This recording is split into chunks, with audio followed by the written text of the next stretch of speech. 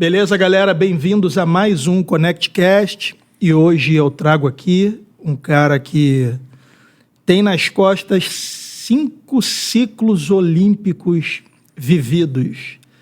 É um ex-seleção brasileira de judô que participou de 4 Olimpíadas? Três Olimpíadas. Frederico Flecha, muito bem-vindo. Obrigado pelo seu tempo aqui com a gente, tá, meu irmão? Imagina, eu que agradeço, Alexandre. É um prazer imenso poder estar falando um pouquinho do nosso esporte, um pouquinho do meu esporte, né? Isso aí é muito prazeroso para mim. Pô, pra gente receber um cara que já passou por tanta coisa, porque 5 ciclos olímpicos, amigo, é uma vida. A gente tá falando aí de 20 anos só no ciclo, mais as preparações e tudo mais, dá o quê? 20 e quantos? Cara, dá um tempo assim. Só de judô eu tenho 44 anos.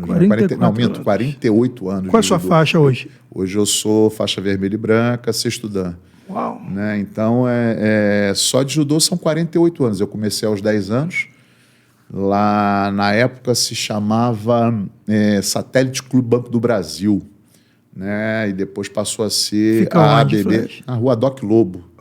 227, se eu não me engano. E depois passou a ser a ABB Tijuca. Aí, posteriormente, eu fui para o Clube de Regatas do Flamengo. E aí tive na Gama Filho. E depois o maior tempo que eu tive com o clube foi no Clube de Regatas do Flamengo, né? Porque você oscila alguns clubes e eu tive o maior tempo da minha vida lutando pelo Flamengo. E hoje eu sou laureado do clube, né? Quando você tem uma vida extensa no Clube de Regatas do Flamengo, você passa a ser as suas conquistas e tal, somatório, e aí eles dão um título honorífico de laureado, mas também sou sócio proprietário, sou conselheiro do clube hoje também. Então, a maior parte da minha vida esportiva eu fiz dentro do Clube de Regatas do Flamengo, né? Legal. E com 5 ciclos olímpicos, 3 Olimpíadas participei, né? Quais foram? Foram de 84 em Los Angeles, 88 Seul e 96 Atlanta.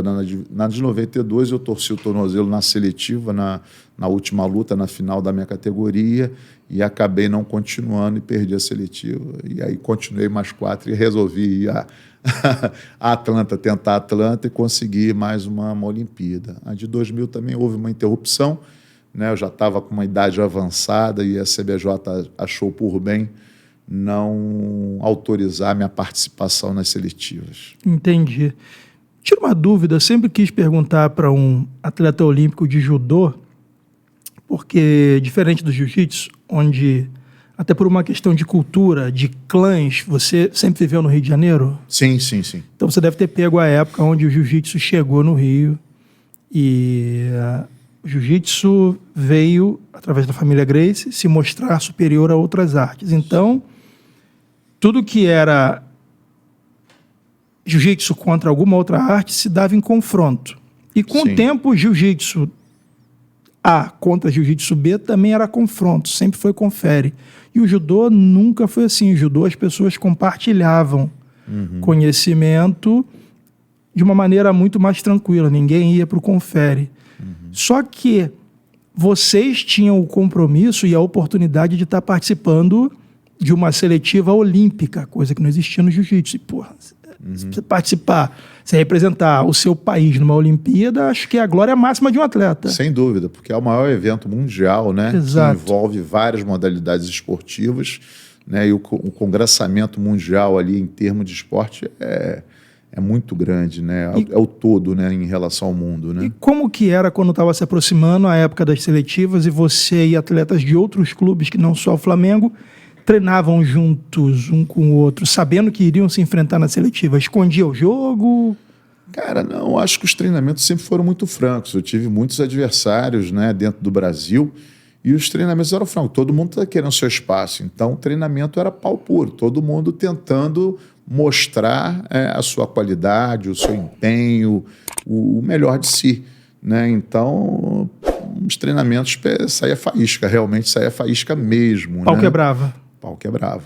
É por aí. E, assim, eu vejo essa coisa que você falou do clã, do jiu-jitsu.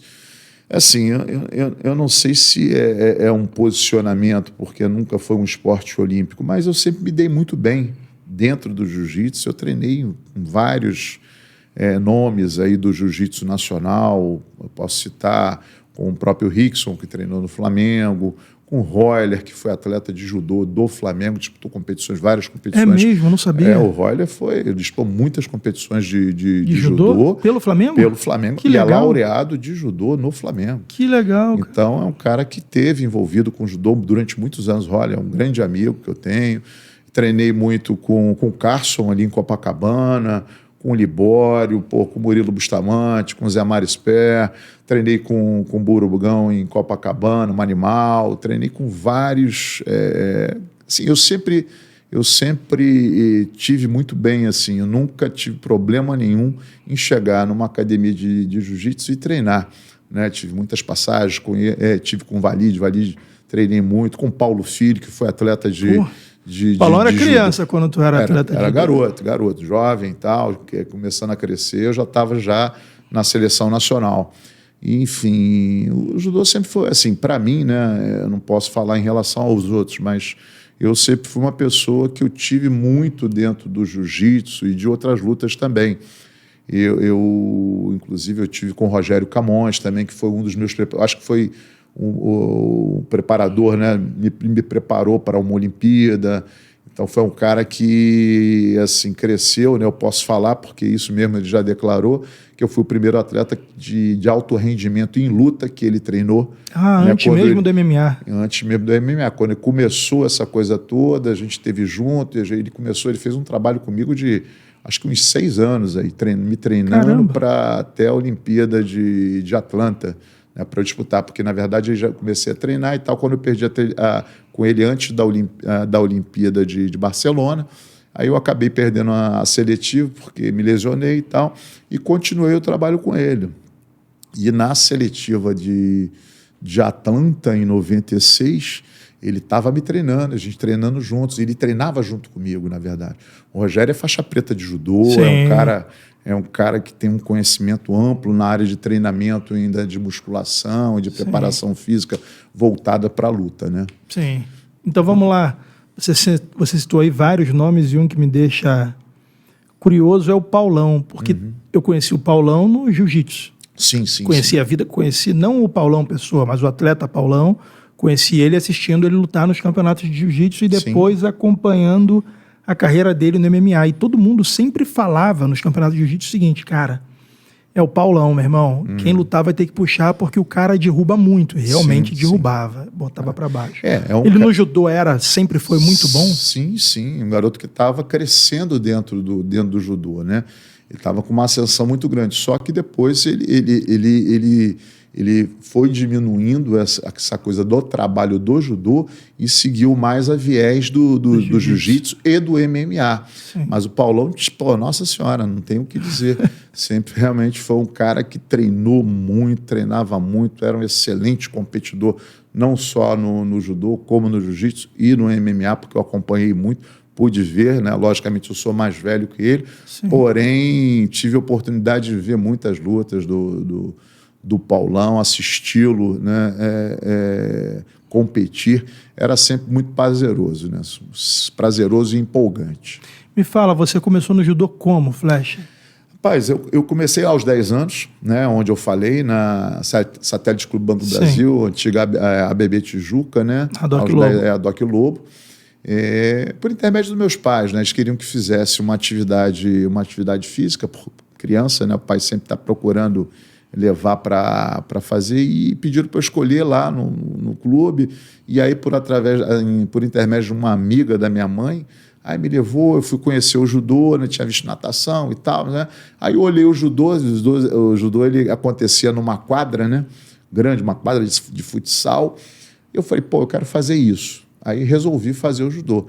Aí daí para frente, aí tomei gosto, aí foi um crescimento natural, né? Eu me empolguei, gostava, tinha habilidade para fazer e continuei fazendo. Aí, logo no primeiro ano me tornei vice-campeão estadual e no segundo fui campeão. Fui crescendo dentro do judô e aí conquistando títulos nacionais, estaduais e tal, aí chegando a uma seleção brasileira.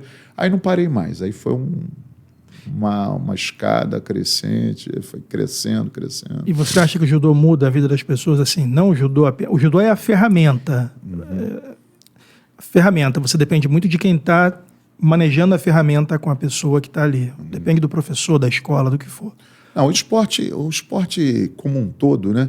Ele é um veículo de transformação social, não tenha dúvida. Eu, por exemplo, eu mesmo, através do judô, tive a oportunidade de ser um dos atletas ao qual o José Moraes Correia Neto, que foi secretário de esporte do município do Rio de Janeiro, escolheu para estar comandando a área de lutas dentro do Miécimo da Silva, a primeira Vila Olímpica do município do Rio, em 97.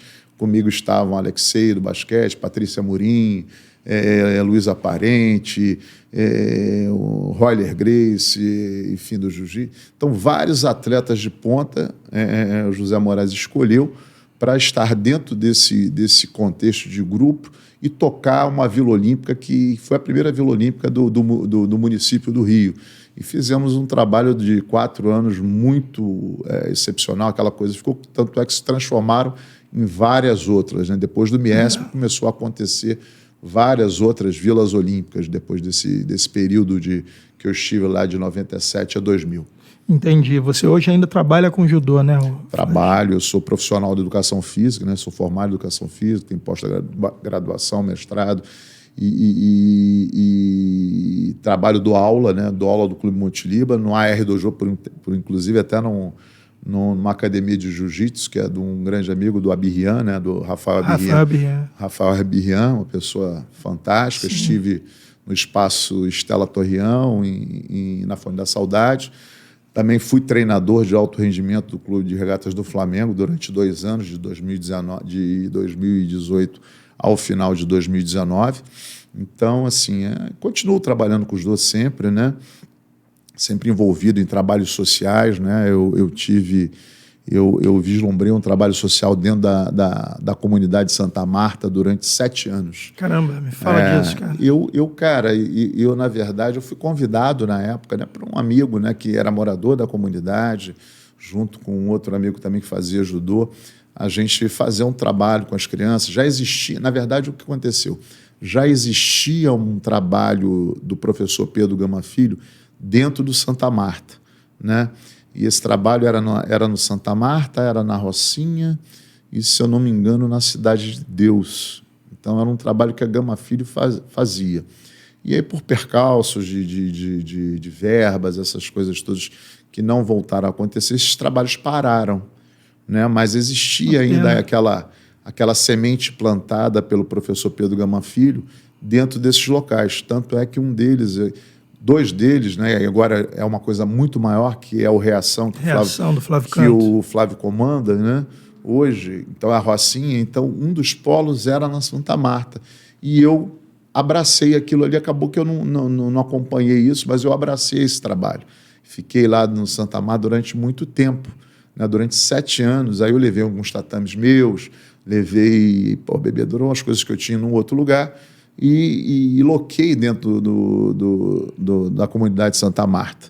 E foi uma coisa fantástica, você conviver com as crianças, você fazer... E dali saem talentos, né, Sai grandes talentos, você vê. A Rafaela Silva saiu do Reação? Ela começou no Reação? Ela começou, porque ela é da Cidade de Deus, né? Então, a Rafaela Silva foi formada pelo Instituto de Reação. Eu tinha uma parceria do Santa Marta com o Zé Beleza, que você deve conhecer, Leão Teixeira. Sim. Por isso que eu falo sempre assim, eu tinha uma abrangência muito grande com o pessoal. Eu sempre me dei muito bem com todo mundo da luta, inclusive o pessoal do jiu-jitsu, né? Sim. Então, lá no Santa Marta, eu tinha uma parceria e eu mandava algumas crianças para o Zé Beleza para treinarem na academia do Zé Beleza. E, graças a Deus, lá eu consegui mandar crianças para lá e o Zé Beleza abraçar o trabalho, continuar. E depois que eu saí, que eu parei, o Zé Beleza continuou. E hoje tem faixas pretas que eram da comunidade de Santa Marta. Que legal, tem a Alessandra, tem o Molusco, tem o Pedro Paulo, que hoje está que é filho do rapaz que me levou da comunidade. O Pedro Paulo hoje está dando aula nos Estados Unidos. Caramba! De jiu-jitsu. Então, é um negócio, sabe, é um negócio magnífico isso. Fantástico. É muito bom, é muito prazeroso. Fantástico. Né? E as pessoas não entendem que o esporte, ele pode ser, além de esporte, um meio de vida para o cara que se tornou faixa preta. Sem dúvida nenhuma. E eu continuo, quer dizer, na verdade, eu sou muito suspeito, que eu gosto muito disso, né? E eu, dentro da medida do possível, eu tento ajudar todos os trabalhos que envolvem lutas. Hoje mesmo eu tenho um grande amigo da luta livre, que é o Leandro. Ele tem um trabalho lá em Campo Grande com a Gladiadores e com os atletas. Ele tem vários atletas e tal, isso com luta livre. Então, quer dizer, por isso que eu falo que dentro do segmento eu tenho o Bosco Lima, que é o presidente da Federação de Luta Livre também. Então, dentro do segmento da luta, né, eu consigo entrar na maioria deles, né? Legal. Eu tenho o pé de boi da capoeira, tenho o mestre camisa, tem, assim, digo a luta como um todo, né? Seja capoeira, seja judô, seja jiu-jitsu, seja luta livre, seja karatê, por exemplo, tem o Eduardo Santos do karatê, que é um amigo enorme, assim, que eu trabalhei com ele. Mas qual é a ligação de vocês hoje, essa galera que você falou, com o projeto de judô? Na verdade, assim, eu sempre tive com esses caras, porque os caras são ligados à luta e eu sempre estava envolvido em algum programa social. Eu sempre fui, assim, sempre gerenciei vila, eu sempre fui chamado para fazer um trabalho junto ao município, por exemplo, para gerenciar a Vila Olímpica. E tive sempre com algumas pessoas que também estavam envolvidas com esses projetos sociais e com esse tipo de trabalho. Então, assim, Pedro Rizzo tem usina de campeões, já viu? Tem, junto com... exatamente. Com aquela marca de gasolina, isso. Refit? Eu acho que é. Pedro Rizzo é outro também, uma pessoa fantástica, que eu também conheço. Enfim, aquilo que eu te falei, Alexandre, eu sou muito suspeito para falar disso, né? Então, é minha vida, né? Eu me formei, tudo graças ao esporte, né? Tive minha vida pautada em trabalhos sociais pelo esporte, e criei meus filhos. São faixa preta? Não, filhos? Muito pelo contrário, tu vai até dar risada. Por quê? Assim, eu sempre criei meus filhos, todos eles fizeram judô, meus 3 filhos. O mais velho, que hoje tem 30 anos, a minha filha do meio, que tem 24, e o meu filho mais novo, que tem 17. Vai fazer 18 no final do outro. Todos eles 3 fizeram judô, comigo e com amigos, mas também experimentaram outras atividades esportivas. O meu filho mais velho, ele foi profissional de futebol. Ele saiu profissional no Flamengo em 2013, participou lá de tudo, da base, e enfim, jogou com o Adriano Imperador, jogou com uma série de caras, com o Petkov, ele foi campeão da Copinha em 2011, Copinha que tinha vários atletas que hoje estão aí para fora em alguns times. Ele, na verdade, acabou não conseguindo seguir, né? Sim. Mas foi um cara que foi profissional de futebol no Flamengo. A minha filha ganhou tudo dentro do voleibol, né? Minha ex-mulher era jogadora de voleibol, foi treinadora e tal. Minha filha foi campeã brasileira no Flamengo. Mas está todo mundo no esporte. Todo mundo pelo esporte. Meu filho mais novo jogou futebol de salão lá no Flamengo durante muito tempo e tal, e hoje está tentando. Minha filha se formou nos Estados Unidos, né, por uma bolsa de estudo de 100%, né, por causa do esporte. Caramba! O meu filho mais velho hoje o vôlei proporcionou a ela uma bolsa de 100%? 100% numa universidade lá fora. Que animal, cara. E assim, ela moradia e tal, ela se formou e hoje ela provavelmente vai estar voltando agora no meio do ano para os Estados Unidos para fazer um mestrado. Caraca, e bicho. Trabalhar. E meu filho mais novo hoje também está tentando ir fazer universidade também lá fora, através do esporte, através do futebol. O meu filho mais velho hoje assim, não foi nem... Ele tá morando na Dinamarca, né? Foi agora esse mês para a Dinamarca. Foi porque a mulher foi transferida por causa de trabalho e tal. Foi acompanhar a esposa, enfim. Mas lá ele já está se envolvendo num trabalho de beach soccer, lá que ele joga beach soccer também. Cara, olha... Envolvido com isso. Então, assim, por isso que eu te digo, eu sou um cara suspeito para falar de esporte como um todo. Não, mas isso é interessante demais, porque você para analisar o seguinte, cara, o esporte ele não tem língua, a língua é mundial. É mundial. Cara, olha o que você está falando, seu filho já está se envolvendo com beach soccer na Dinamarca. Isso. Sua filha ganhou uma bolsa de 100% para estudar nos Estados Unidos, onde tem as melhores universidades do mundo, por causa do voleibol. Por causa do voleibol. Seu outro filho passou pelo futebol, você faixa preta de judô. Cara, o esporte ele abre tantas portas de networking, de viagens. Tem gente que só viajou até hoje porque o esporte proporcionou a possibilidade de viajar. Sem dúvida. Só tem te digo isso como pessoa. Suas viagens começaram por causa do esporte? Por causa do esporte, porque infelizmente na época meus pais nunca tiveram condições de bancar uma viagem para o exterior. E o esporte me proporcionou isso. Eu conheço mais de 50 países através do judô, do esporte. Então, é uma coisa fantástica. Então me diz você, que acabou de me dar um gancho aqui falando que seus pais nunca tiveram condição de te dar isso. Então foi batalha, você não ganhou nada de mão beijada. Não, claro que não. E, cara, não só esporte, como uma série de sonhos, eles acabam ficando pelo meio do caminho, porque no Brasil nada é fácil. O cara tem que, muitas vezes, ajudar a família, o cara tem que trabalhar para o sustento próprio. E o atleta, irmão, seja ele olímpico ou não, ele ganha uma medalha, acabou a Olimpíada, acabou a transmissão, fica um patrocínio, fica dois, daqui a pouco não tem nenhum. Como que o cara acha uma solução para isso? Um cara que está ouvindo a gente, que fala, pô, eu quero ser olímpico de judô, só que tá muito foda. Porque se ele botar um plano B, de repente ele não vai conseguir chegar numa seletiva e conseguir, porque o plano B, tomando o tempo do dia dele, ele não vai disputar com os caras que estão mastigando o tatame, entendeu? Alexandre, eu vivi muito isso, né, cara? Eu participei em vários momentos, você pesar as coisas, enfim. A abnegação muito grande, né? Porra. Você tem que focar naquilo que você deseja. E apostar. Exatamente, apostar que aquilo vai dar certo. Né? Porque você vive momentos que tem hora que você pensa em caramba, eu tenho que parar com isso, que isso não vai acontecer e tal. E não tem só isso, né? Eu te digo mais. Você precisa ter um plano para o apré, né? O apré que eu digo é o depois de ser atleta olímpico, o depois de você ter conquistado tudo, porque tem um retrocesso, né? Então o pessoal fala muito assim, quando você termina a tua carreira esportiva, né? Que isso é um período muito curto da sua vida. Curto. Se você não tiver uma preparação... Hoje os atletas têm um pouco melhor isso do que eu tinha na minha época.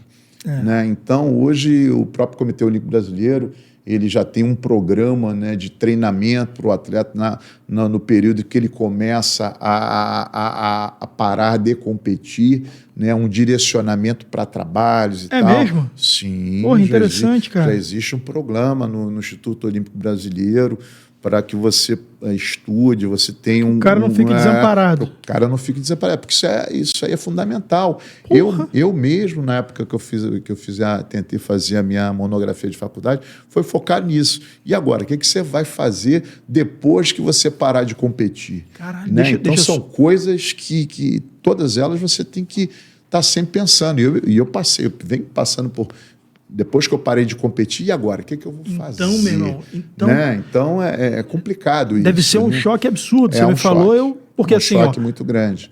Isso acontece em menor proporção quando o cara acaba de se formar. Porque ele fala, porra, me formei. E agora? E agora? É por aí. Então, só que ele está no início da jornada. No alto rendimento, a carreira...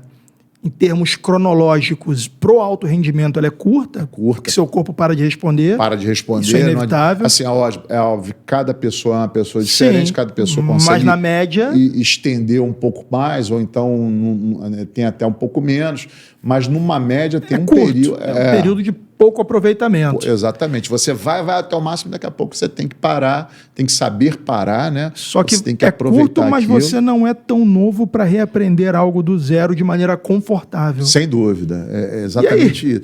Pois é, e você tem que se reinventar, né? A palavra que, né, reinventar é uma palavra que a gente vem usando aí durante esses 2 anos. Desaprender e reaprender. Exatamente. Você tem que reinventar, porque é uma palavra que a gente vem usando por causa da pandemia aí, dessa coisa da Covid e tal. Mas é um fato. É um fato. Muita gente né?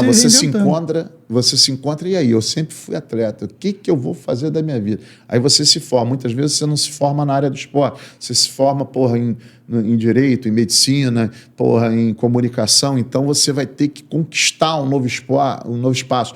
Mas o esporte te ajuda muito nisso, o esporte te prepara para lutar, te prepara para você ser resiliente, você conquistar novamente. Então, acho que isso é uma base. Se tem uma coisa que o esporte dá, isso. É te dar uma base para o enfrentamento. Você vai para o conforto no desconforto. Exatamente. Isso eu digo, por mim mesmo. Então, você encara, né? Eu me formei em educação física, enfim. E fui trabalhar, como já trabalhava com esporte, dando aula para criança. E, como eu te falei, gerenciei algumas vilas olímpicas, administrei alguns projetos sociais. Enfim, e venho fazendo isso até hoje. Aqui não é só aqui no Brasil, não, né, cara? Eu acho que lá fora também o atleta olímpico, se ele não for um cara, por exemplo, o Michael Phelps, ele não vai. O Michael Phelps virou uma marca, ele não vai parar de vender nunca. Sim. Ele pode parar de nadar, mas ele continua sendo Phelps. Mas na média, o atleta olímpico lá fora, eu já vi várias reportagens, porque me interesso pelo assunto. Tinha atleta que acabava a Olimpíada e voltava para trabalhar no que aparecia. Inclusive fast food. Eu fiquei de bobeira. Eu falei, caralho, bicho. Na verdade, é um troço assim, né? É assustador. Assustador. Porque durante aquele evento, a Olimpíada, o cara a pessoa que tá lá é o Deus, né? É o Deus. Vamos você dizer fala, que é o Deus. meu irmão. Mas, assim, eles fora do Brasil são muito mais reconhecidos do que no Brasil. No Brasil. No Brasil ainda falta muito essa cultura de reconhecimento dos caras que tiveram uma projeção, mas óbvio, não estou dizendo que o Brasil não o reconheça.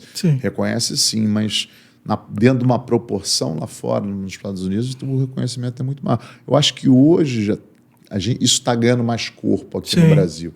Eu acho que o esporte, assim, o Brasil podia ser uma potência imensa, porque material humano, nós temos material humano a dar com pau. Profissionais capacitados para formar, dirigir e treinar atletas, nós também temos muitos. Sem dúvida. Então, acho que o Brasil seria uma máquina de formar milhões de campeões, aí, de atletas.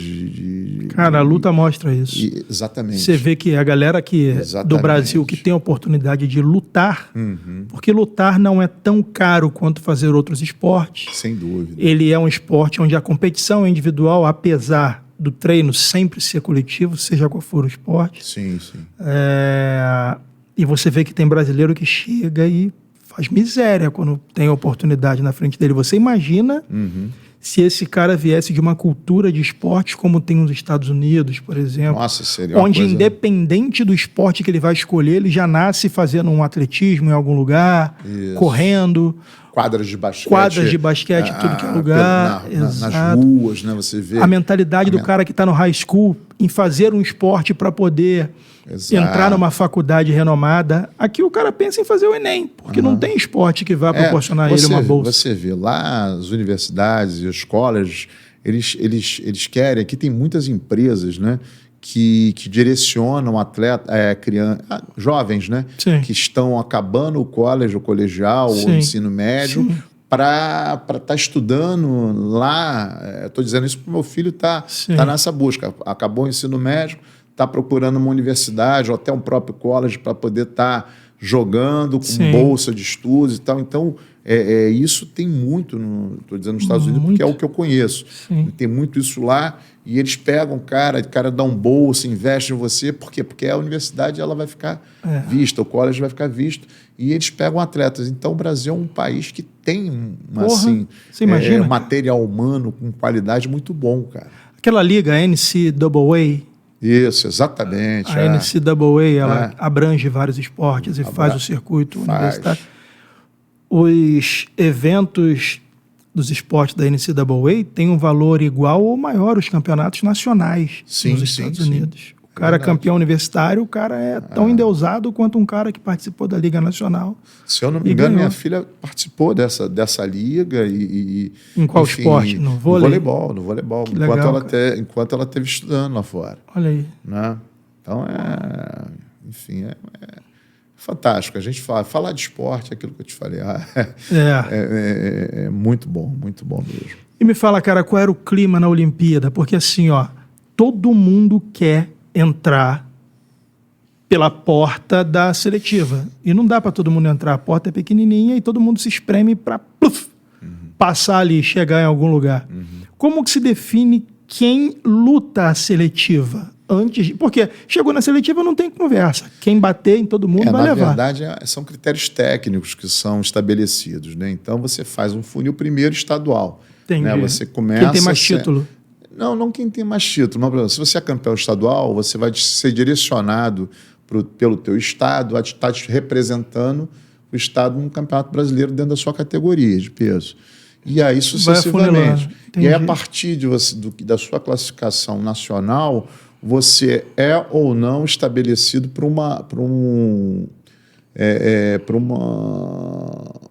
como como é que eu posso dizer?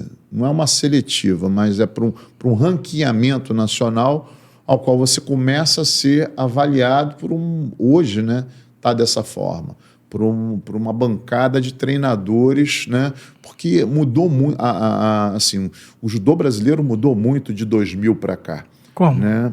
Mudou em tudo, estruturalmente, em termos de investimento, acho que é um dos primeiros esportes. Politicamente mudou muito, é isso? Politicamente, não só politicamente, mas como estruturalmente, conceitualmente. Sim. Hoje nós temos uma grande equipe multidisciplinar. Mudou para melhor, então. Para muito melhor.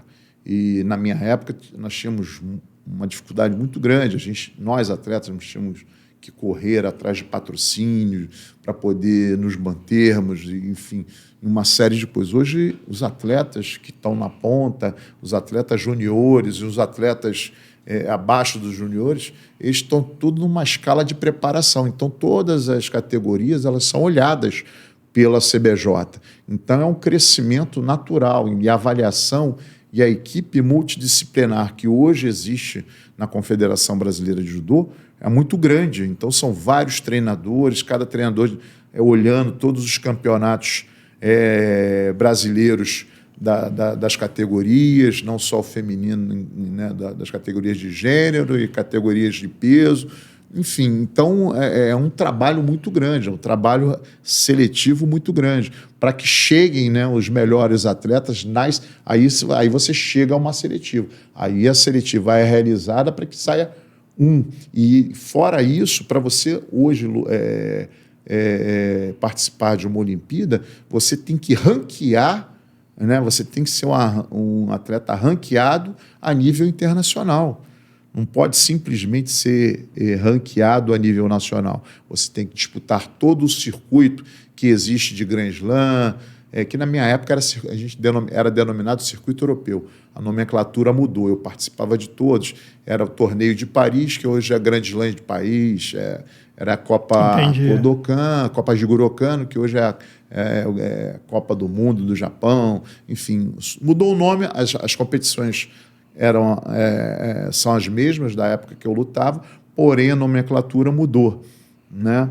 Mas as competições continuam existindo. Então, essas competições elas computam pontos para um ranqueamento mundial. Então, o atleta está ranqueado em primeiro, segundo, terceiro, e ali, dentro daquele ranqueamento, o cara é direcionado à categoria, o atleta é direcionado para a disputa olímpica. Então, você diria que hoje o plano de carreira do judoca que quer ser olímpico está muito mais claro do que era? Muito mais claro, objetivo e muito mais, vamos dizer, difícil, né? Difícil porque Sim. Tem muitos critérios que você tem que seguir ali. Mas você consegue planilhar, digamos assim? Você consegue, Você consegue planejar, acompanhar? Você que quer ser um atleta olímpico, você vai ter que seguir essa cartilha aqui. É melhor, porque... É muito melhor. Aos 4 minutos, mais ou menos, de resenha, você falou para mim assim, porra, aí eu queria ter participado e aí a confederação disse que eu não podia. Sim. E aí eu cheguei nessa pergunta porque hoje não tem mais como falar isso. Não tem como mais falar isso. Entendi. Se você está dentro desse planilhamento, dessa sequência... O critério já está estabelecido. O critério está estabelecido. Então, se você está aqui ainda é porque você pode. Bacana, né? Perfeito. Entendeu? Então, é que nem alguns atletas vão parando, é óbvio que o cara chega numa determinada faixa etária. Hoje, dentro da minha categoria, quem parou de competir foi o Davi Moura, que é um atleta magnífico, o Leandro Guilherme parou. Vem parando alguns atletas sequencialmente, porque os caras vão atingindo uma faixa de idade e acham que tem outros caminhos a seguir. E vão ser treinadores. Nós temos hoje treinadores fora do Brasil, né, treinando equipes de outros países. Seleções, inclusive? Eu não sei se seleções, mas estão treinando equipes de outros países. Entendi. Entendeu? Entendi. Então, estão fora do Brasil exercendo a função de treinador. Então, isso é muito legal. Dá para o cara se planejar hoje. Dá para o cara se planejar hoje. Ninguém vai dizer que você não vai entrar. Se você conseguir bater os critérios, você está dentro. Você está dentro, exatamente. Legal. Legal demais. Cara, eu acho que eu leio muito sobre esporte, eu gosto muito. E eu li que a Unesco, por inúmeros anos seguidos, disse que o judô era o melhor esporte para a formação. Em termos de formação do ser humano e tudo mais. Exatamente. A Unesco vem há muitos anos colocando isso... Assim, bota o judô num patamar diferenciado quando se refere ao judô. E você falando isso aí agora, eu penso, cara, por que um pai que tiver condições não colocaria o filho no judô? Pode-se dizer que hoje é o esporte mais bem organizado do país ou não? Olha, é dois. Eu acho que nós temos muitos esportes muito bem organizados. Vídeo aí, o próprio voleibol, que foi um dos primeiros esportes a brilhar aí, em termos de crescimento, né, de estruturação, nisso tudo que eu falei. Mas, como eu também falei, a partir de 2000 o judô teve um crescimento muito grande, né? O judô se espalhou e conseguiu, né, se estruturar de uma forma que hoje ele está dentro dos esportes que hoje tem uma estrutura de trabalho muito exemplar, vamos dizer, né? Sim. Direcionando, objetivando as coisas, visualizando os atletas, enfim, dando condições, preparando esses atletas devidamente, com as equipes multidisciplinares, dando, toda a atenção a nível de psicólogo, médicos, fisioterapeutas, treinadores. Eu acho que o esporte é isso. Exige uma organização, exige uma atenção para que você tenha no caminho atletas que vão representar bem o teu país, vão se representar bem enquanto atletas, vão representar bem o seu estado, vão representar bem o seu clube, porque são várias coisas. O atleta ele carrega com ele várias coisas, e a maior delas, quando ele chega a nível nacional, é carregar um país. Milhões de pessoas ali te olhando na hora que você está pisando no tatame e está indo para uma luta numa Olimpíada, num campeonato mundial, num campeonato pan-americano, num campeonato sul-americano. Então, eu já me senti muito assim, cara, eu tô... Caramba, como é que era entrar no tatame, bicho? Numa Olimpíada? Cara, é fabuloso, sabe, Alexandre? Eu não Mas sei sentia a pressão, aquele... Cara, a gente sente a energia, assim, eu preciso, eu tenho que, eu vou conquistar, eu vou chegar, eu vou... Então é uma coisa que te motiva, porque você sabe que lá do outro lado, milhões de pessoas estão olhando pela televisão o que você vai realizar, o que você vai fazer. Não importa se você vai ganhar, se você vai ser campeão, tal. O que importa é você chegar lá e representar o Brasil ou o país dignamente. É você estar lá e falar, eu fui, eu cheguei, eu ganhei. Eu não consegui, mas eu representei, eu estou aqui, eu pisei, eu fui lá, fiz, lutei. A palavra é essa. É isso. Engloba tudo que você falou em lutei. E aí me fala...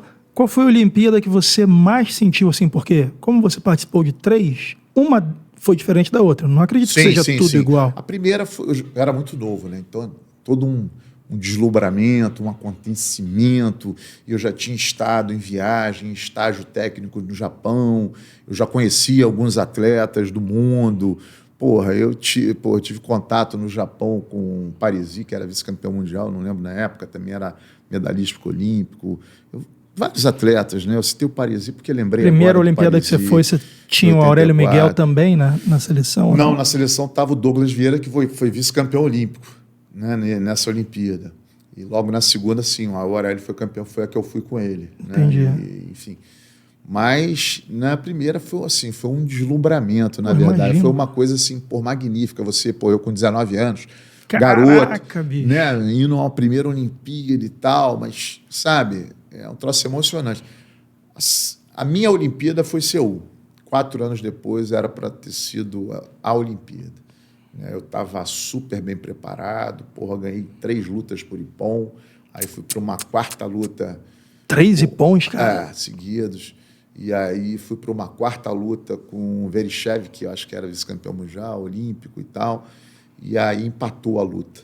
Bandeira cruzada, no dia anterior o Aurélio tinha sido campeão olímpico, e assim foi uma luta muito disputada. Empatou e na época existia a bandeira cruzada. O que é a bandeira cruzada? Na época existiam 3 árbitros. Né? O central ele puxava, né, a bandeira dele para dar a vitória, e os outros 2 laterais também julgavam. Então houve. Ele puxava primeiro? Não, ele pedia dar o nome de ranteio. E aí os árbitros Aí foi uma para mim e outra pro cara. E aí, de quem é a volta de Minerva? Dele? Ele, como cruzou, empatou, ele dá a vitória. Aí ele deu pro Verichev, que era muito mais conhecido. Subjetivo pra caramba, hein, bicho? Sim, na época era eliminatória simples, não tinha dupla repescagem, aí perdi e fiquei fora. Podia ter a morte súbita ali pra ver qual era. Mas aí não tinha nada disso, né? Porra! E eu estava bem, eu estava super bem nessa. Foi a minha melhor Olimpíada, na verdade. E essa seria o quê? A oitava, a quarta, semi? Seria o quê? Acho que foi quartas de finais, eu não sei, eu não lembro direito. Caralho, já estava chegando, 3 ipões, cara. Tava chegando já. Quais foram os países que você lutou que meteu esses 3 ipões? Pedi muito agora. Inglaterra, que era vice-campeão, Elvis Gordon, tive um marroquino. Deu-lhe pau no vice-campeão mundial? Inglês? Inglês. Qual foi a queda? Foi em Ponsonagui pela esquerda. De joelhos. Mas tu é grande para dar um Ponsonagui? Mas eu fazia muito isso. Eu fazia Ponsonagui. Baixava? De joelhos no chão. E fazia Octomonagui também. Caralho, bicho. Peso pesado. Porra! Era difícil. Eram umas técnicas que eu tinha bastante habilidade para executar. Quem era o seu treinador aqui no Rio? Depois... Quando você chegou aqui no Rio, na verdade, eu tive a maior parte com o Geraldo Bernardes, que era o treinador da seleção brasileira, né? Mas aqui no Rio, no Flamengo, tinha o Carlos Alberto Monteiro Farias, que era o treinador do Flamengo, o Betão, tinha o Beto Louro, tinha uma série de outros treinadores porque eu passei. Na sua época, qual era o país top do judô? Os 3 países mais... Cara, o Japão sempre foi Japão, assim, the best, né? O melhor. Mas França, do lado, a União Soviética sempre foi muito forte. Sim. E na época era a União Soviética. Era uma coisa só, né? Depois que foi dividindo. E aí ficou uma coisa muito mais forte ainda, né? Porque era a União Soviética, eles se degladiavam entre eles lá para sair 1 ou 2 no máximo. Sim. Hoje não, os caras todos fortes, cada um está em um país diferente. Porque naquela época não devia ter um controle antidoping como o que existe hoje. E a União Soviética e Rússia sempre foram... Não tinha tanto, mas assim, eu lembro que todas as vezes que eu me classifiquei, sempre tinha o exame antidoping, sempre tinha, colhiam e tal, essa coisa toda. Porque os russos já rodaram, já rodaram. Ficaram fora aí de uma Olimpíada, e não lembro qual foi, se foi passado ou retrasada. Isso. E os caras sempre foram realmente muito bons de judô. Inclusive mudou, não por causa da União Soviética, mas por causa de alguns países do leste europeu, mudaram as regras do judô, né? Porque na verdade o que aconteceu durante muito tempo, né? A FIJ, né, a Federação Internacional de Judô, as catadas de perna, vamos dizer assim. Os Morotegari, né? Os morotegares e tal, catautoras, começaram a ficar muito exacerbados, né? Os atletas começaram... De wrestling, então, e isso começou a prejudicar muito, eu creio, né? Estou dando uma opinião minha. Sim, já ouvi isso. Na questão visual, na estética da parada. Na plasticidade do golpe. Então, o judô estava começando a perder as suas características principais. O refino ali. O refino, a técnica bem feita, a técnica bem realizada, né? A qualidade técnica em si. Você vê uma técnica de projeção no judô, é uma coisa magnífica, né? Fantástico. Você preparar, a gente fala que é o Kuzushi Tsukuri Kaki, né? Como é que é? Kuzushi Tsukuri Kaki. Né? A preparação, o desequilíbrio e a projeção. Então, né, você prepara, desequilibra e projeta. Então, é Kuzushi Tsukuri Kaki que se dá, é o nome. E aí começou a perder essa essência porque os atletas começaram a exacerbar muito nas catadas de perna. Que a força leva, assim, né, meu irmão? Que dentro do judô existia, né? Kataguruma, Morotegari, Teguruma. São técnicas que existem no judô, que levam à projeção e tal. São técnicas específicas do judô. Porém, aí começaram a aparecer as variações técnicas dessas técnicas, né? Então, o pessoal começou a criar muitas possibilidades que não estavam dentro dos critérios, né? Vamos dizer assim, não dos critérios, né? Mas dentro de uma... Como é que eu posso te dizer? De uma qualidade, né? Que as técnicas de projeção reais do judô mostravam, né? Então, estava muita pegada, os caras disputando muita força, e na verdade, essa situação do Kuzushi Tsukurikaki, acabou diminuindo muito. O cara se preparava muito fisicamente e tal, e aí ia muito toda hora nas pernas e tal, não sei o quê, e aí começou a perder. E isso, né, fez com que a Federação Internacional, a FIGE, né, de judô, começasse a ver isso, começasse a pensar nessa situação e começou a bloquear. Estava virando a greco-romana de kimono. Exato, aí começou a bloquear isso até abolir até as catadas de perna. Decisão certa ou errada, na sua opinião? Decisão certa ou errada, na sua opinião? Eu não posso dizer para você que foi uma decisão certa ou uma errada, porque existem técnicas no judô que você pode estar segurando a perna. Eu acho que o melhor critério seria restabelecer novamente as técnicas de projeção, que são as técnicas, né, como o Morotegari, como o Teguruma, enfim, técnicas como o próprio Kataguruma, que são as técnicas realmente preconizadas pelo judô, do que simplesmente você banir. Eu acho que banir é muito forte. Não sei lidar com isso, vou tirar. Exatamente. Parece isso. Mas quem sou eu para falar isso? Sim. Né? Porém, eu tenho minha opinião. Eu acho que eles deviam repensar um pouco e ter, né? Porque muitos atletas se especializam em dar contragolpes, fazer tegurumas, fazer um bom Morotegari, fazer uma boa catada na perna, mas com a plasticidade técnica, né? Sim. Então, você tem aí possibilidade de você ganhar que foram tolhidas, vamos dizer assim. Sim. Atletas que têm isso, no seu... Né, no seu cartel, né, de técnicas de projeção que precisaram tirar e se especializar em outro tipo de técnicas. Né? E até o cara que viria desenvolver uma técnica para contrapor essa entrada, Exato. Sem dúvida, uma hora aparece. Então, acho que foi eu penso, né, na minha opinião, que foi uma atitude muito radical. Eu acho que se deveria repensar e voltar num posicionamento que, de fato, o judô tem. Existem as técnicas. Existe o Morotegari, existe o Teguruma, existe o Kataguruma.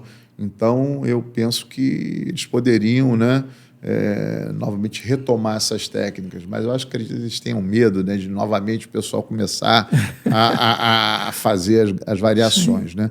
E aí o judô começaria a perder novamente a plasticidade, a preparação, toda né, aquela coisa bonita, né, na plástica de uma técnica bem regra. Você botar o cara na posição e dar aquela pranchada, o cara, uma queda.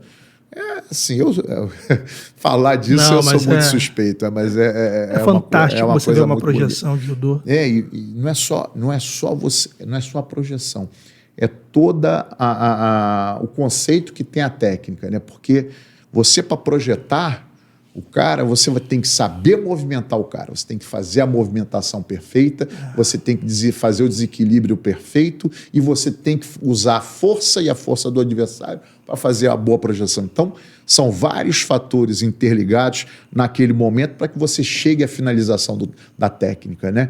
Então, você vê que é muito complexo. Muito, cara. É muito complexo. Né? E, o judô é o refino do refino. Eu gosto muito de MMA. E aí eu vi... Outro dia tinha uma roda com o Khabib Nurmagomedov, que é um russo, que é lá do Daguestão, campeão do UFC, que aposentou. Tinha uma campeã olímpica, Kayla Harrison, na mesma mesa. E mais alguns atletas, Henry Cejudo, enfim, uma galera. Só a Kayla do judô. E eles estavam discutindo se o que era melhor, se era o Sambo, que é o da Rússia, se era o wrestling...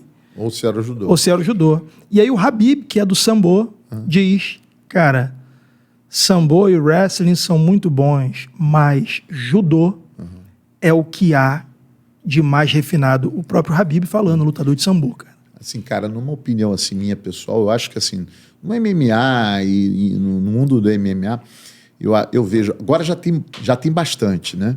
Se você visualizar isso, toda a luta do MMA existe o contato, né? Existe o clinch, a aproximação. Sim. E você dificilmente vê os atletas aproveitando esse momento. O que seria o aproveitamento dessa situação do clinch? Uma queda de quadril? Uma queda de quadril, uma queda de Então, os russos dão uma varrida, né? Pois os russos fazem. Uma queda de perna. Sim. Então, porque... Na verdade, falta treinar isso, treinar o judô. Fato. Na verdade, esses atletas, eles pensam muito no nocaute em si, na hora do soco, ou na hora do chute, perna. ou na catada de perna, porém eles não pensam no clinch. O clinch é uma coisa que acontece sempre muito. Direto. E aí o árbitro acaba interferindo e separando. Ao invés do atleta aproveitar o momento do clinch e dar uma queda ou Sim. então produzir um desequilíbrio ao Sim. qual o cara possa ir ao solo. Enfim, quer dizer, isso é uma opinião minha, né? É o que eu vejo nas lutas Sim. É subaproveitado, sim. Exatamente, nas lutas de MMA. Eu acho que teria que haver um estudo maior. Acho que os brasileiros iriam começar a aproveitar mais esses momentos de então, os russos fazem muito. Que acontecem muito, né? Os russos fazem. Os russos fazem. Eles, sei lá, de repente pelo sambo, que usa muito esse tipo de técnica. Sim, usa isso. Eles utilizam. Os brasileiros não. Um brasileiro que eu tinha a maior esperança de ter visto lutar MMA na época do Pride, que se falou até um pouco, mas nunca, seria o Flávio Canto. Acho que ele teria... Porque ele era um cara que, apesar de ser atleta de judô, tinha um jiu-jitsu sinistro, finalizava todo mundo. Você conhece o Léo Leite, né? Veio aqui, inclusive. O Léo é um cara que, é oriundo. Vai lutar agora. Vai lutar agora. É um cara que tá aí no MMA direto e é um cara que aproveita, faz boas lutas. Fato. Entendeu? E não é mais novinho, Não é mais novinho, é um cara tá já com uma idade. Tá lutando, tá seguindo firme. Muito forte. Muito forte. Não começou no MMA novo, inclusive. Não. Começou com mais de 35 anos. E assim, eu mesmo teve um período que, assim, quando eu estava já terminando, né, já na minha descendente de atleta de judô, e um amigo meu, que inclusive hoje está morando no Texas hoje, é o Leonardo Xavier, o Batatinha, né, do Jiu-Jitsu. Ele falou, pô, Flechão, vamos treinar submission e tal. De repente você começa a fazer maneiro, e tal. Cara, eu comecei a treinar um pouco, mas sabe quando você para e avalia a coisa assim, cara? Você treinar uma nova... Porque é uma nova luta, né? É uma nova luta. Não adianta você dizer que você vai para dentro e tal. É uma nova luta. E eu já estava com uma idade muito avançada, né? Mas, pô, sempre muito forte, tal, fisicamente bem, sempre bem preparado e tal, não sei o quê. Aí comecei a treinar um pouco de submission e tal, mas depois eu falei, pô, Batatinho... Parou. Deixa isso, porque, pô, cara, eu tenho todo um histórico aí, acho que não seria o momento... Eu acho que se fosse alguns anos antes, uns 10 anos mais cedo, eu acho que a coisa seria mais produtiva. Legal. Mas no momento que a gente tem que saber avaliar o momento que a gente se encontra, o momento de você seguir uma outra vertente... para que não se perca, né? Porque você tem toda uma história dentro do teu esporte, dentro da tua luta, dentro daquilo que você faz, né? E você acaba se perdendo por uma falta de saber o momento certo para isso acontecer. Não pode atirar para tudo que é lado. Não pode, infelizmente. Você acaba acertando o alvo errado. Exatamente. Então, já tenho toda uma história aqui que eu tô... treinar um pouquinho, vou treinar um submission, vou treinar um pouco, vou treinar jiu-jitsu, enfim... Vou seguir aí. Em que ano você treinou com o Rogério? Nossa, Rogério foi na Olimpíada de Barcelona, um pouco antes, de 90 até 96, 7. Foi muito tempo. E aí vocês começaram a preparação física ali, que nem era algo muito usual na época. Não era usual. Né? É isso que eu estou te falando. O Rogério começou a trabalhar com atletas de luta justamente comigo. Acho que eu fui o piloto. Entendi. Tipo assim, Flechão, vamos embora... Tal. E o Rogério, eu sempre gostei muito dele. Ele foi atleta do Flamengo junto comigo, né? Faixa preta de judô. A gente treinava musculação lá, na época, dentro da Gávea, com o Claudinho, na academia lá que tinha dentro da Gávea, com o Cláudio. E aí, depois daí eu reencontrei ele e aí comecei a treinar com ele. Minha preparação, fazia uma parte física com uns amigos que tinham também um trabalho físico na Lagoa. E com o Rogério eu fazia toda a parte de preparação de musculação, de trabalho de força e tal. Enfim, ele começou comigo, aí depois começaram a surgir os outros atletas de luta. Eu treinei junto com o Vitinho, Vitor Belfort, teve uma série de outros, Carlão Barreto.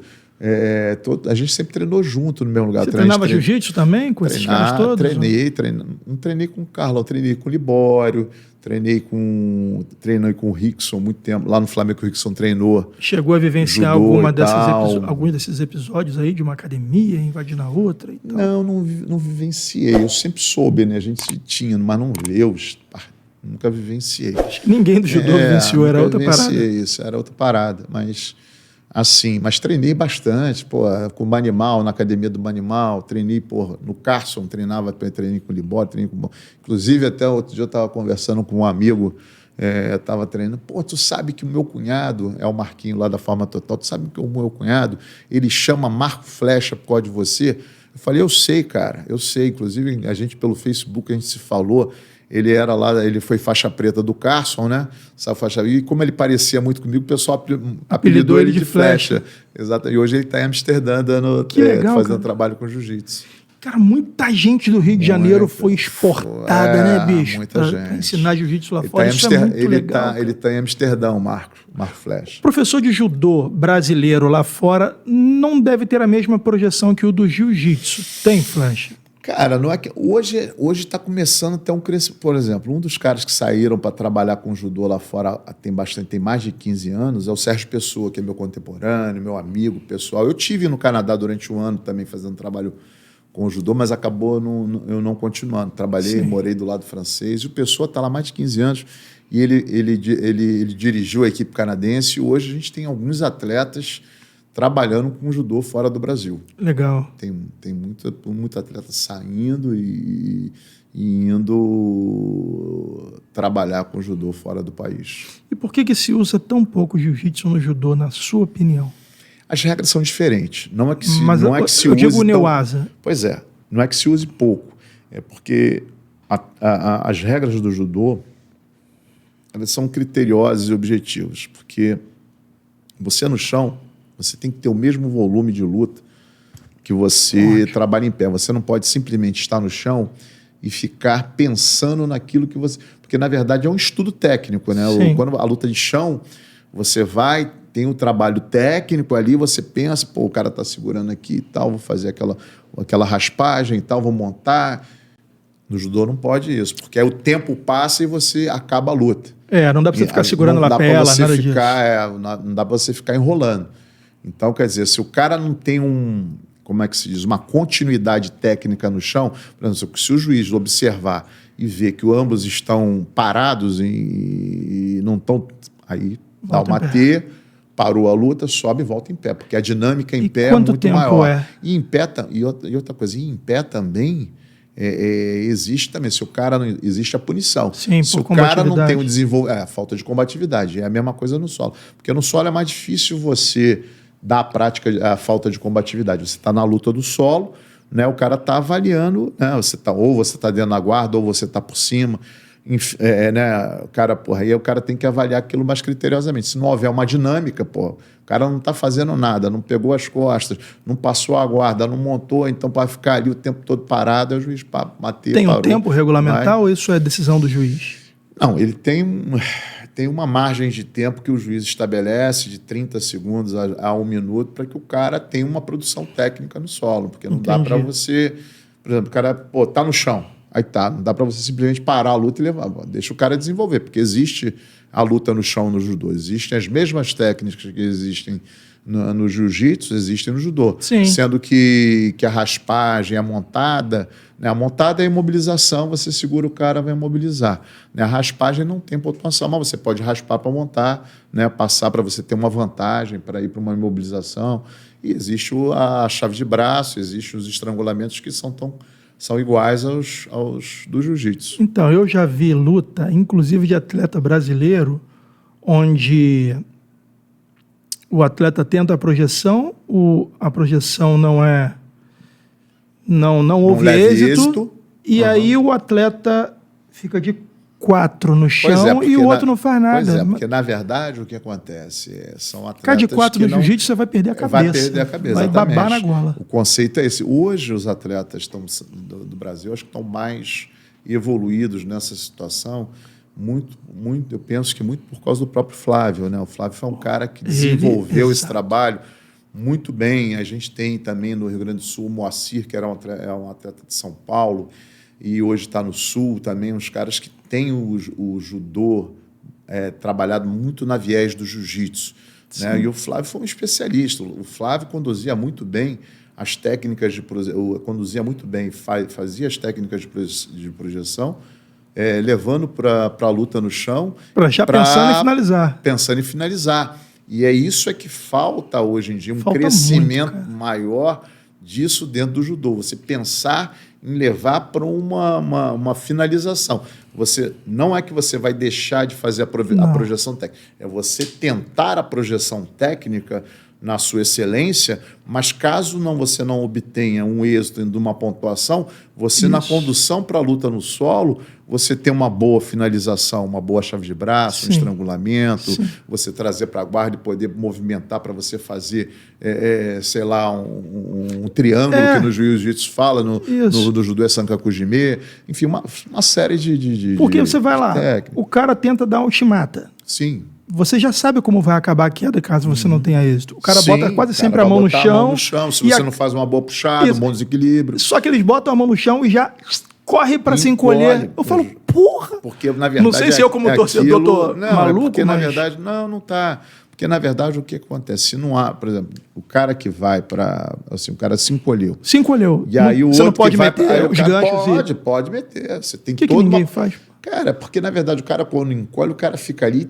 como a gente comentou aqui tem um tempo. Entendi. E o árbitro vai dar a interrupção. Então, o cara se garante, na verdade, isso na minha cabeça. Fechou que agora o cara ali, fechou e o cara vai ter dificuldade, não vai ter tempo de uma produção técnica.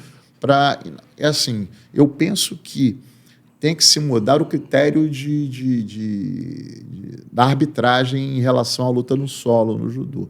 Tem que se pensar em algo melhor, porque o tempo é muito curto também, né, Alexandre? Se você parar para avaliar o tempo da luta do judô, ele é muito curto. Sim. Ele é muito direto. 5 minutos é uma coisa muito... dinâmica o tempo todo. Então, se você deixar um tempo muito grande para a luta, você deixar a luta correr no chão, a luta acaba e não houve uma produtividade, né? Concordo. Que, no caso, seria a luta do judô. Não vai atrair os olhos de quem está assistindo. Exatamente. No caso, seria o que seria a luta do judô, a essência da luta do judô. Fato. Então tem o critério. É difícil chegar no meio termo. É difícil. Eu sou enviesado porque praticava jiu-jitsu e olho e falo, porra, não faz sentido o cara não atacar igual ao do outro. Mas assim, eu acho que hoje vem se praticando muito isso, muito por causa do próprio Flávio, que foi um atleta excepcional, não só na luta no chão, quanto na luta em pé. E a partir daí o Brasil começou a focar mais esse trabalho da dinâmica do solo. E vem crescendo e vem evoluindo aos poucos. Os atletas vêm treinando. A gente já treinava... Eu lembro que na minha época a gente já treinava muito chão, tanto no Japão quanto em outros países, a luta do chão. Mas não com esse foco. Eu acho que o foco hoje para finalização, né, hoje está muito maior. Não o foco defensivo, né? Porque, na verdade, o pessoal treinava muito, né, para saber conduzir e fazer as técnicas, né, o Sankaku Jime, que é o triângulo, fazer as técnicas, o Hadaka Jime, o Katara Jime, são as técnicas de estrangulamento, o Jujigatame, o Degarame, que é americana. Então, os atletas, a gente treinava muito isso, assim, a luta no chão, nos outros países, muito para, né, finalizar, porque você treinava, mas assim, o contexto da luta era outro, começa em pé e tem essas interrupções, mas a gente treinava muito. Hoje não, hoje eu vejo, né, muito no treinamento das seleções, não só de base como nas principais, o treinamento mais dinâmico, com uma objetividade maior, né? Eu venho observando isso, houve um crescimento em relação a isso. A produtividade, né, da luta, dessa transição, né, que a gente chama de transição, a luta em pé para o solo. Né? Então, entendi. Há uma transição natural onde os atletas estão tendo um requinte melhor em relação a isso. Talvez a transição seja o segredo, porque como você não vai ter tempo de desenvolver, você já tem que cair na posição. Exatamente. Você conduzir, você pensar na técnica, fazer uma boa técnica de projeção e tentar a transição. Se tentar a projeção de uma forma perfeita, caso você não consiga a projeção de uma forma perfeita e tenha uma pontuação, você pensar na transição como uma sequência para você finalizar e terminar aquela luta. Perfeito, perfeito. Que é da transição e finalização. Na visão de quem está vendo de fora, sem uma explicação dessa, parecia para mim que, os caras não... Você pensa assim, os caras não gostam de chão, não é que não gosta. Não, o pessoal treina, a gente treina até... o que eu te falei, Eu te falei vários locais que eu treinei. Sim, falou. Falei, sim, fato. O pessoal. É porque o cara que cai, ele já cai, ele já treinou para não te dar a oportunidade de desenvolver. Exatamente isso. Ele deve treinar mais isso do que o próprio Neil Asa. A arbitragem, a regra, né?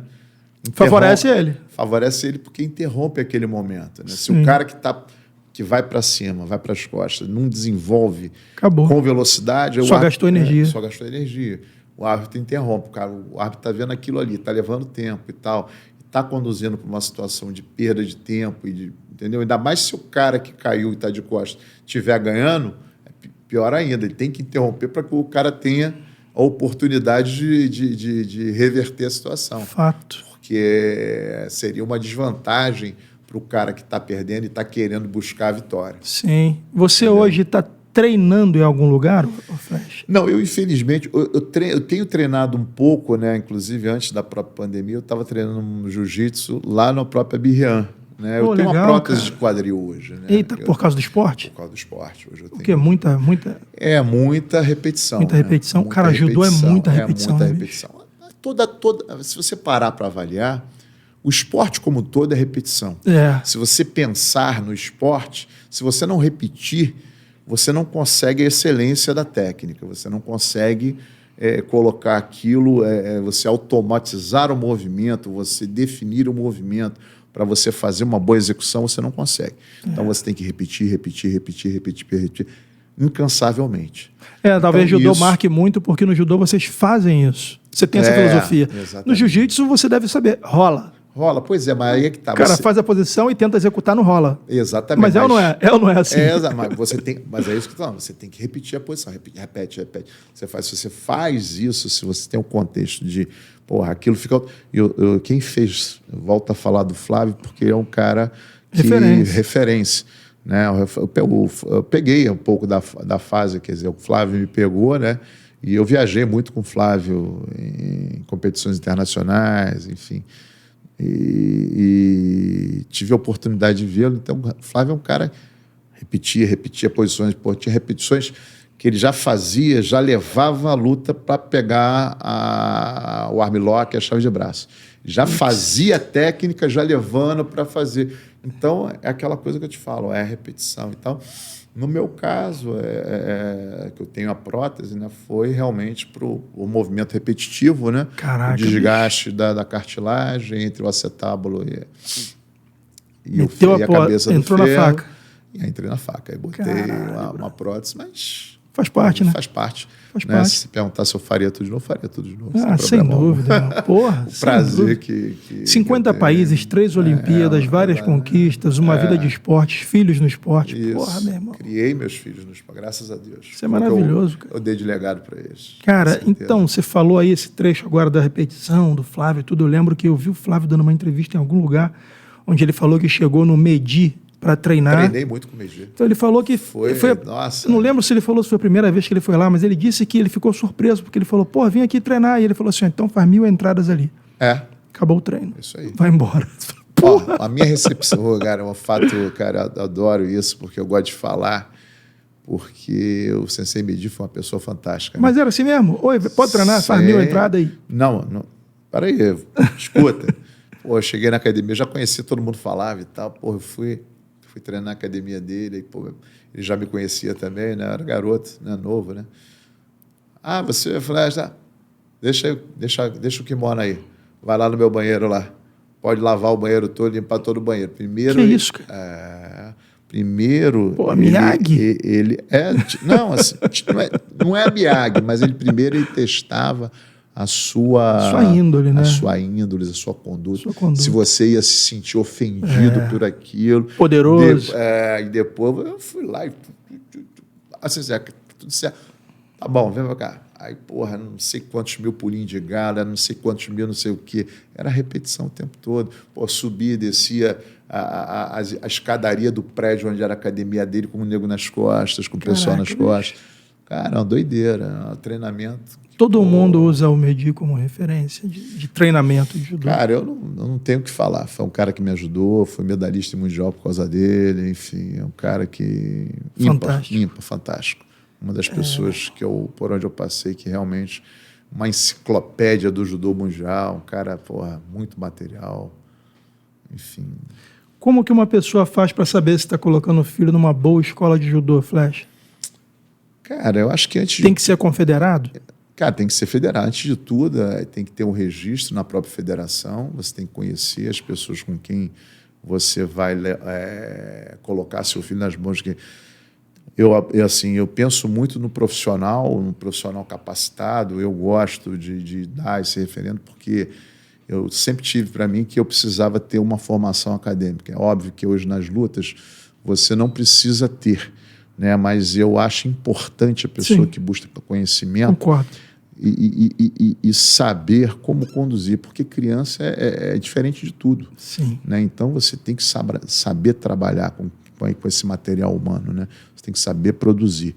E é uma peça fundamental. Você trabalhar uma criança, você está interferindo na formação de um cidadão. Fato. Né? Então, ou você vai transformar aquela pessoa para o bem, ou você vai prejudicar aquela pessoa. Então, é uma responsabilidade, eu digo sempre que é uma responsabilidade muito grande de você cuidar dos filhos das pessoas. Cara, então, fantástico. Eu penso assim também, um ponto que você tocou aí, que você está interferindo na formação do cidadão. E hoje, com rede social, tu vê um monte de cara que começa a escrever um monte de merda ali, tu sabe que o cara é professor de judô, de jiu-jitsu, você fala, caralho, bicho, esse cara é maluco, será que ele não sabe que tá todo mundo vendo? Sim. E daqui a pouco você vai procurar academia para botar o filho lá e fala, porra, o professor, ele vira uma referência pro teu filho. Sim, você tem que saber quem está referendando ele. Exato. Então você o cara escreve uma merda na rede social, tu fala, porra, bicho, será que é um lugar bom? Será que é um lugar bom? Será que é um lugar bom? Será que meu filho vai aprender essa merda aqui, além de lutar? Você vai buscar... O que você vai buscar? Você vai saber onde o teu filho está, é importante. Você vai na federação, tem o registro do cara lá. Quem é esse fulano? Você vai saber aonde você está colocando o seu filho. Porque como tem muitos profissionais qualificados e bons no mercado, tem outros também que não tem Como em qualquer profissão. Como em qualquer profissão. Fato. Exatamente. Ser federado e procurar saber quem é procurar saber quem é a pessoa, qual é a conduta dele. Olhar a rede social, que hoje também é ferramenta. Exato, é uma ferramenta. Você saber... ver esse cara, como ele está na rede social, como ele se propaga, como ele fala, o que está acontecendo. É importante, meu irmão. É importante demais, cara. Eu lembro que eu treinava numa academia de jiu-jitsu tradicional aqui em Niterói, Academia Oriente, quando eu era criança, jiu-jitsu. Porra, todo mundo que ia lá, meu irmão, não tinha o que falar do seu Amélio, que era o professor de jiu-jitsu da época. E hoje em dia... Como tem muito mais do que se tinha antigamente, você tem que ter um zelo, um cuidado maior para saber onde está botando o filho, né, cara? Ou até mesmo indicando, porque é muita gente, muitas possibilidades, mas o filtro também tem que ser maior. Tem que ser bem maior. Cara, o judô é fantástico, absolutamente fantástico. E, porra, ouvi de um cara que passou quantos anos de judô? 40? Cara, só de judô são 48 anos, né? Porra, você Tô tem... com 58. Meu irmão, é muito tempo, cara. É muito tempo. É muito tempo. Eu falo o seguinte, Alexandre, eu acho que o esporte como um todo é fantástico. Sim. Né? Então, assim, lógico que a gente tem um carinho pelo negócio. Carinho muito grande pela nossa modalidade, pelo que a gente faz, pelo que a gente fez a nossa vida inteira. Eu, por exemplo, o judô me formou, o judô me deu minha vida, me deu minha formação acadêmica, criei meus filhos no meio do judô, do esporte. Então, eu digo muito o seguinte, é justamente isso, o esporte como um todo, ele é um veículo de transformação. Transformação social. De transformação social, e a gente ainda está aprendendo, o Brasil ainda está aprendendo muito a vivenciar e a trabalhar isso. Né? Já esteve menos. Talento, não. Já teve menos, mas está começando a aproveitar mais esses veículos de transformação social. O esporte realmente é, cara. Entendeu? Porra, meu irmão, você vê o Rogerão contando a história dele aqui, ele chegou na escola, ele era o único pretinho da escola, entrou na porrada, e aí foi pro judô, ele falou, Alexandre, no judô eu me encontrei, meu irmão, porque ali era aquela coisa da hierarquia, todo mundo se respeitava, todo mundo respeitava o mestre, ele foi se desenvolvendo ali. Isso acontece com um monte de gente, seja numa academia, na Zona Sul, como foi o caso Sim. do Rogério, seja num projeto social, Exatamente. como que você falou aqui. Imagina quantos moleques não podem se aproveitar Exato. do esporte, cara. Muitos. Ao invés de estar na rua e estar fazendo uma luta. E eu acho que, por mais que o que você falou faça sentido, que todo esporte ele tem o potencial de mudar a vida das pessoas, eu acho que a luta em especial, cara. Sim. Tem A luta tem um viés assim, tem uma certa, vamos dizer, não é uma vantagem assim, mas é um troço Eu acho que se comunica mais, porque você, quando nasce, você ou qualquer bicho, você só sabe fazer duas coisas, irmão. Chorar ou correr. Chorar ou lutar. Lutar. Né? Você tem que lutar por tudo, Tem que lutar por tudo, irmão. Por tudo. Você vive, né, uma vida, para você conquistar aquilo, ou seja no estudo, ou seja, numa brincadeira. Mas eu tô falando de instinto. De você vê um filhotinho brincando, um cachorrinho, ele tá lutando. A disputa tá intrínseca ali, Exato, a luta tá ali. A luta tá na vida, cara. Acho que tem tudo de melhor a se tirar na luta, desde que conduzida por uma pessoa de boa índole. De bem, de boa índole, que tenha, né, o viés correto, a coisa da maneira como tem que ser. Porra, Flecha, que conversa, irmão. Muito boa. Obrigado, cara. Eu que agradeço. Para mim é um prazer, aquilo que eu te falei, é um prazer imenso. Falar de esporte, falar sobre judô, falar sobre luta, porra, é minha vida. Então, cara, eu que agradeço. Para mim foi um privilégio poder ouvir de você tudo que a gente ouviu aqui. Tá certo, obrigado, Alexandre. E assim que for pro ar, eu vou te comunicar e colocar nas nossas redes sociais. Obrigado demais pelo seu tempo, tá, meu irmão? Eu que agradeço também. Nada. Tempo aqui é tudo. Valeu, meu irmão. Valeu, obrigado a vocês. Um abraço, pessoal. Valeu, gente. Porra, meu irmão. Curtiu? Curti demais.